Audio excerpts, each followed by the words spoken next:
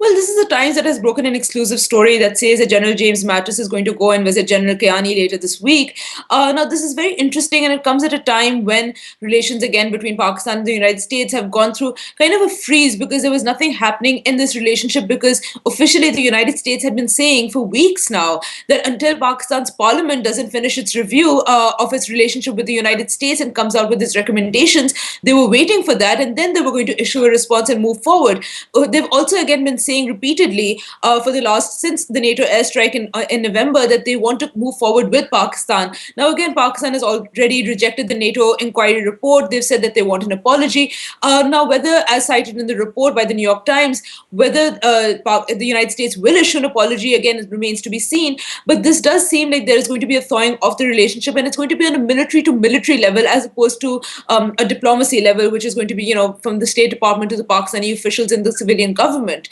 Separately, I mean, last week the CIA Director General retired David Petraeus did say that intelligence cooperation between Pakistan and the United States was still continuing, and that's also cited in the Times report, which talks about drone strikes and cooperation and that and so on.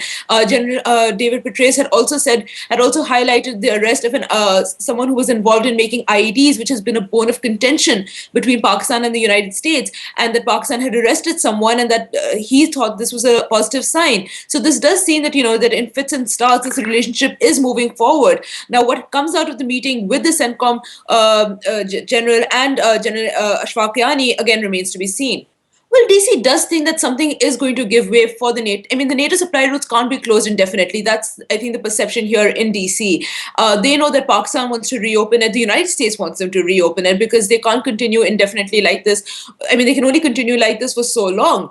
What is going to happen, probably that is the view here, is that there's going to be either more tariffs imposed or there's going to be a rethinking of how the NATO supply routes go in. And this has come out in the press before that Pakistan is considering putting more taxes on it.